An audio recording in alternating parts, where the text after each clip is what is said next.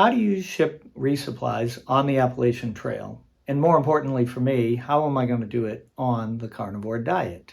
In this video, we'll discuss a couple different ways that you can ship your resupplies while on the Appalachian Trail. And because I'm a carnivore, I'm going to give you my strategy for doing this following a carnivore diet. Hey, I'm Dave, an aspiring thru hiker who's going to hit the trail, the Appalachian Trail, in March of 2024. It's tough enough prepping for an Appalachian Trail thru hike, never mind being on a carnivore diet. But first, let's figure out how all this works.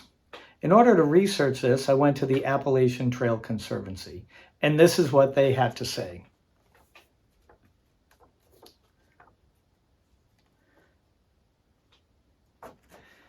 There are two main aspects of resupply when it comes to the Appalachian Trail. One is doing it directly through post offices or other hiker-friendly facilities.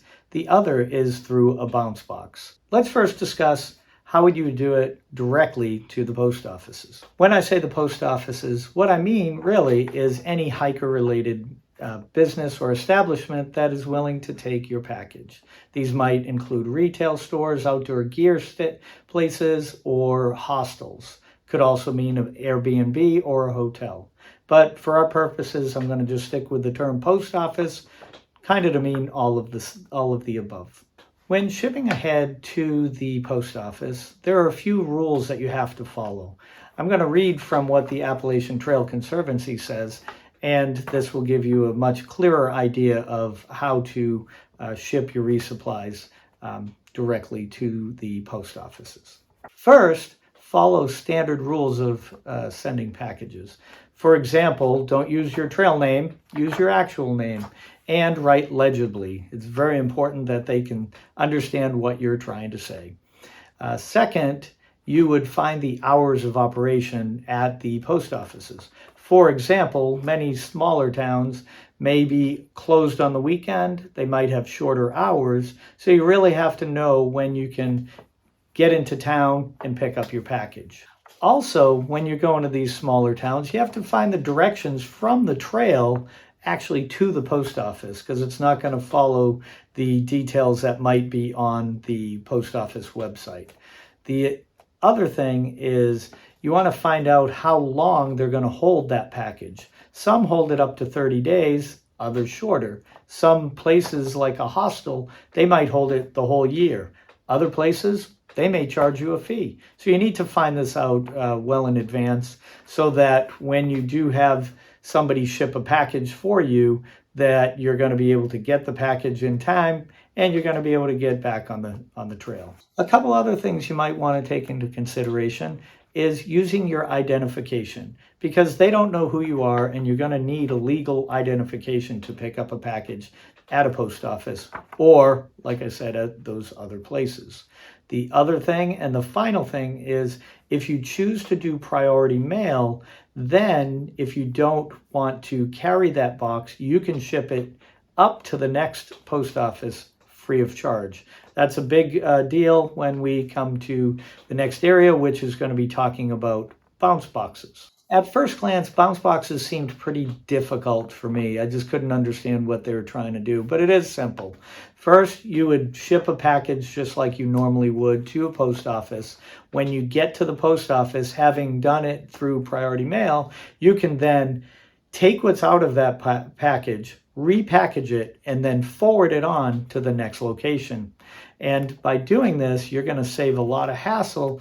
You're going to need to know where you're going to be so that you can ship it ahead of time and make sure that it gets there before you, not after you get into town and have to wait for it.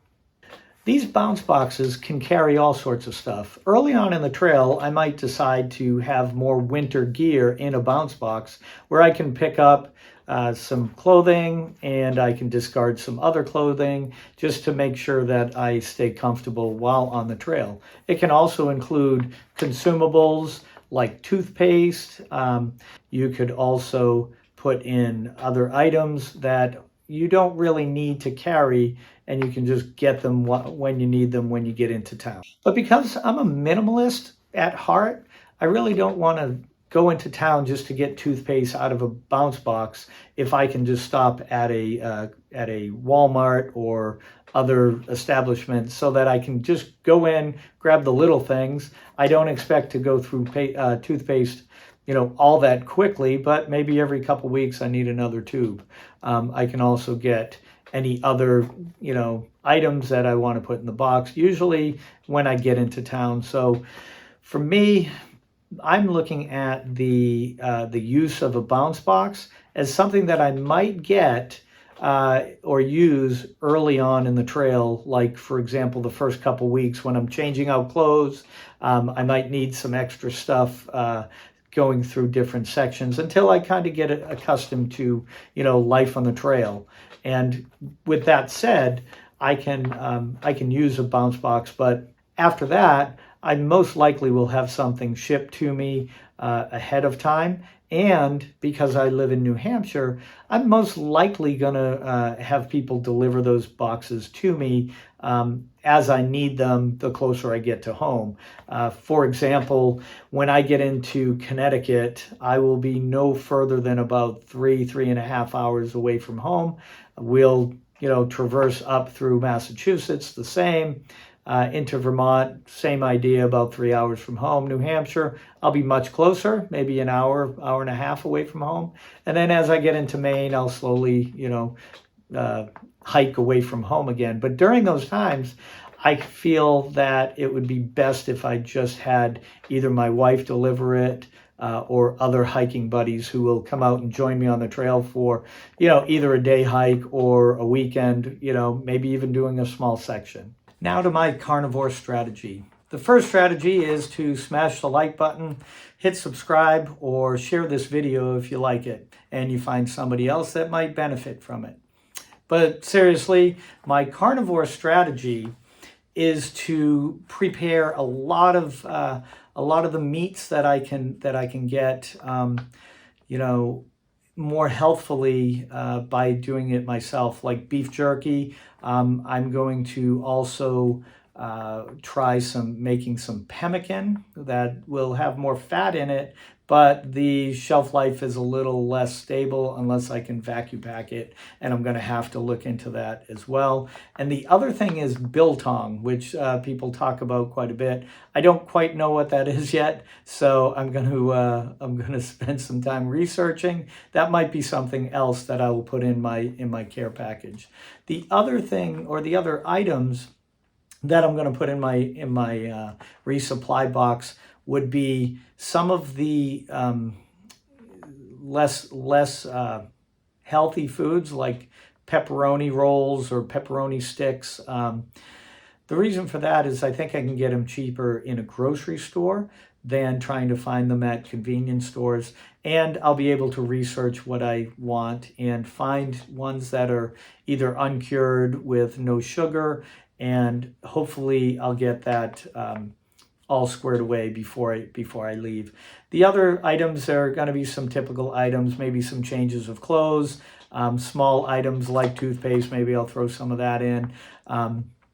But also maybe if there is something that I want to ship back home, I could do that as well.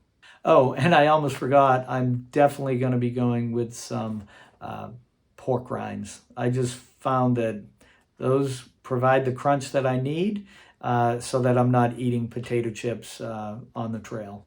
So when I get to Atlanta, I'll have my shopping list ready, and I'll be able to go shopping with a friend of mine who's going to pick me up from the airport. And then I'll go shopping, and I will find all the foods that I need. When I get to supermarkets while on the trail, I'm going to look at primarily some of the pre-cooked items that I might be able to find, like a whole chicken. I'm going to be eating probably a lot of those if they have any other prepared foods like chicken wings, as long as they're unseasoned, the best that I can, and get those from supermarkets already prepared. The other thing is going out to dinner. If I go out to dinner, I'm going to be looking at basically steak, because I'll probably be craving that, and hamburger patties, which I know you can get them pretty cheaply at McDonald's or other fast food places. As long as you don't get the bun, then they're a little less expensive. As far as the other aspect, proteins I talked about, the other part is fat. I will most likely be taking sticks of butter while I'm on the trail, and I'll be melting that down and probably adding some beef to it to hopefully be able to cook that on the trail. I haven't quite looked into dehydrating enough of the food that I can make kind of like a beef stew. So that's what I'm going to look at also. And to reiterate, my wife will be making beef jerky for me while I'm on the trail, probably 1 to 2 weeks, if not further ahead of time, and then vacuum sealing it and shipping it to me. I'll be coordinating that on the fly, which right now seems simple enough.